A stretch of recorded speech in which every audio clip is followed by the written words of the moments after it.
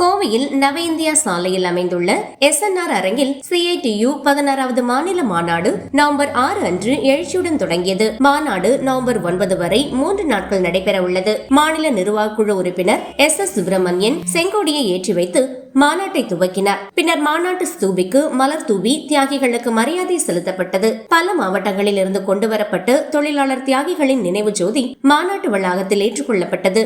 மாநாட்டின் முதல் நாள் நிகழ்வில் அகில இந்திய துணைத் தலைவர் சி பத்மநாபன் அனைவரையும் வரவேற்றார். மாநில தலைவர் சவுந்தரராஜன் தலைமை வகித்து உரையாற்றினார். அகில இந்திய பொதுச் செயலாளர் தபன் சென் தொடக்க உரையாற்றினார். மேலும் தொழிலாளர் முன்னேற்ற சங்க பேரவையின் அகில இந்திய தலைவர் கி நடராஜன், தமிழ்நாடு ATUC மாநில பொதுச் செயலாளர் ம ராதாகிருஷ்ணன், தமிழ்நாடு HMS மாநில செயலாளர் TS ராஜாமணி, INTUC பொதுச் செயலாளர் VR பாலசுந்தரம், AICCTU மாநில பொதுச் செயலாளர் க ஞான தேசிகன், மாநில குழு உறுப்பினர் பே மோகன், TTUC பொதுச் செயலாளர் செக்கிழார் உள்ளிட்டோர் வாழ்த்துரை வழங்கினர். மாநாட்டில் CITU நிர்வாகிகள், உறுப்பினர்கள் மற்றும் தொழிலாளர் பிரதிநிதிகள் பெருமளவில் பங்கேற்றனர்.